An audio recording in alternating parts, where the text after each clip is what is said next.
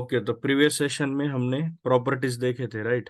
तो अभी इस सेशन में हम देखेंगे static members of the class. All the members of the classes that we have seen up till now are instance member. मतलब अब तक जो भी मेंबर हमने देखे, जैसे मेथड्स देखे हैं, प्रॉपर्टीज या फिर वेरिएबल, ये सब इंस्टेंस मेंबर्स है। Meaning they belong to the object being created. मतलब जो क्लास का ऑब्जेक्ट क्रिएट होता है तो वो ऑब्जेक्ट को बिलोंग करते हैं। तो आपने देखा होगा अब तक हमने क्या किया, जो भी मेंबर एक्सेस किया सबसे पहले ऑब्जेक्ट क्रिएट किया, करेक्ट, और उसके बाद ही हम लोग वो एक्सेस कर पाए। Okay, so there is another class of member which are called static. तो अभी दूसरा और एक टाइप है तो जिसे स्टैटिक बोला जाता है। Static members belongs to the whole class rather than individual object. तो स्टैटिक मेंबर जो होते हैं तो वो ऑब्जेक्ट थ्रू एक्सेस नहीं होते, तो वो क्लास को बिलोंग करते हैं डायरेक्ट, वो ऑब्जेक्ट को बिलोंग नहीं करते हैं। तो जो स्टैटिक मेंबर होते हैं वो आप डायरेक्टली एक्सेस नहीं कर सकते। आपको क्या करना होगा, आप आपको क्या करना होगा, वो क्लास नेम से ही आप एक्सेस कर सकते हो, ऑब्जेक्ट थ्रू एक्सेस नहीं कर सकते। ओके, तो अभी स्टैटिक मेंबर में तीन मेंबर्स है। तो फर्स्ट मेंबर है स्टैटिक वेरिएबल, दूसरा है स्टैटिक मेथड और तीसरा है स्टैटिक क्लास। तो फर्स्ट जो मेंबर है वो है स्टैटिक वेरिएबल।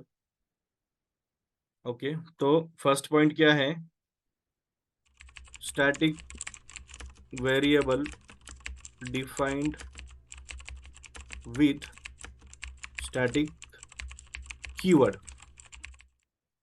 ओके, तो सबसे पहले ये प्रैक्टिकली हम देखते हैं। Let me open visual studio.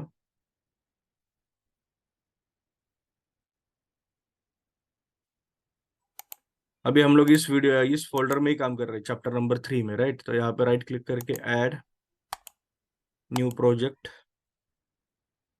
तो सबसे पहले देखते हैं static variable. Okay, static variables है, then click on okay button. Okay, अब यहाँ पे एक प्रोजेक्ट ऐड हुआ है, ठीक है। तो अभी मैं यहाँ पे क्या करता हूँ, एक क्लास डिफाइन करता हूँ again, public class base class. इसके अंदर दो दो मेंबर होंगे, एक होगा public integer instance INS ID, okay, equal to 1। तो ये अपना इंस्टेंस मेंबर है। और स्टैटिक मेंबर कैसे डिफाइन करना है, पब्लिक के बाद आपको स्टैटिक लिखना है। मतलब यहाँ पे स्टैटिक ये कीवर्ड आपको यूज करना है। तो आप क्या कर पाओगे, you can define a static variable. So let's say static ID, okay. तो अभी ये दो वेरिएबल है, करेक्ट। तो जैसे कि मैंने आपको बताया, जो नॉर्मल वेरिएबल होता है वो अगर आपको एक्सेस करना है तो आपको क्या करना होगा, you have to create an object of the class, correct, b dot INS ID, correct. इस तरह से आप वो कर सकते हो, जो भी आपको वैल्यू असाइन करने आप असाइन कर सकते हो। बट स्टैटिक मेंबर जो होता है तो वो ऑब्जेक्ट को बिलोंग नहीं करता है, वो बिलोंग करता है क्लास को। तो पहले मैं ऑब्जेक्ट थ्रू एक्सेस करने की कोशिश करता हूँ। क्या था, स्टैटिक नहीं हो रहा है, राइट। राइट, तो let's try using class name dot static ID। तो अभी ये एक्सेस हो रहा है। तो अभी आपको समझ में आया कि नॉर्मल वेरिएबल मतलब इंस्टेंस वेरिएबल और स्टैटिक मेंबर में क्या फर्क है। और दूसरी चीज क्या है कि जो इंस्टेंस मेंबर होते हैं तो वो क्लास को बिलोंग करते हैं, राइट। तो इनकी जो वैल्यू है तो वो क्लास के ऑब्जेक्ट की मेमोरी में स्टोर होती है, करेक्ट। बट अभी जो नॉर्मल मेंबर है, इंस्टेंस मेंबर, सॉरी ओके, तो मैंने क्या बताया आपको, जो नॉर्मल मेंबर्स होते हैं तो इनकी जो वैल्यू है तो वो ऑब्जेक्ट में स्टोर होती है, राइट। बट जो स्टैटिक मेंबर है तो इनकी जो वैल्यू है तो वो डायरेक्टली बिलोंग करती है क्लास को। मतलब एक ही ऑब्जेक्ट क्रिएट होगा इंटरनली CLR थ्रू और उसमें ही वो वैल्यू स्टोर्ड होगी।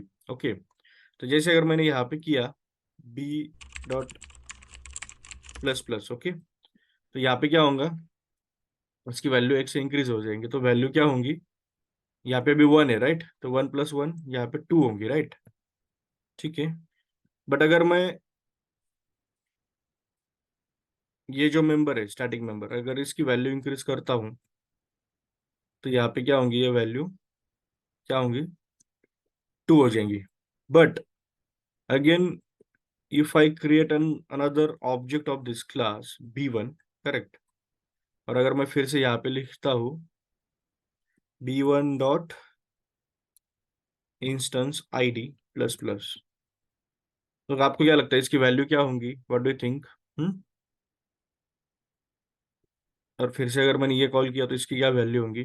तो अभी यहाँ पे क्या होगा, ये जो वेरिएबल है इसकी वैल्यू फिर से 2 ही होंगी, 3 होनी चाहिए थी बट ऐसा नहीं होगा, करेक्ट।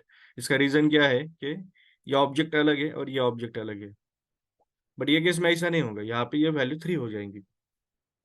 ठीक है, तो ये मैं आपको प्रैक्टिकली करके दिखाता हूँ।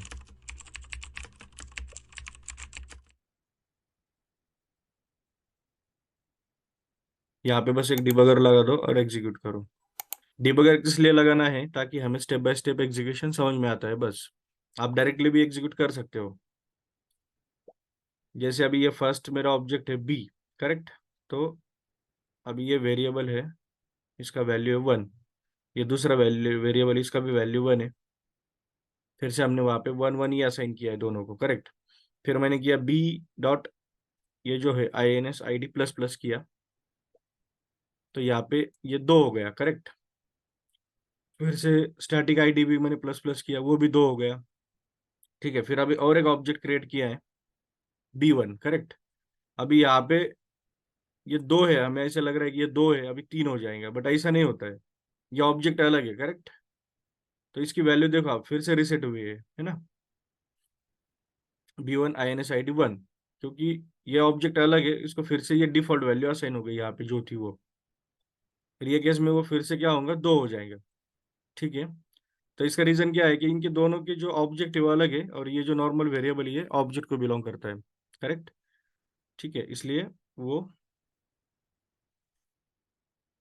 वैल्यू यहाँ पे 3 होनी चाहिए थी बट 2 हो गई।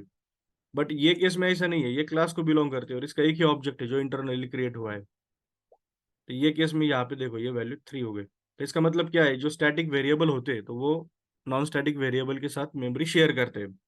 ओके, अब यहाँ पे प्रिंट कुछ किया है नहीं मैंने, तो इसलिए यहाँ पे कुछ आउटपुट आपको दिखाई देगा नहीं। अगर आपको ये वैल्यू प्रिंट करनी है तो आप कंसोल डॉट राइट लाइन करके प्रिंट कर सकते हो।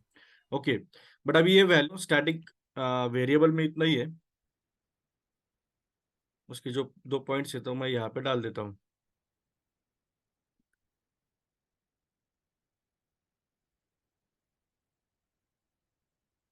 और ये कंप्लीट कोड है एग्जाम्पल के लिए।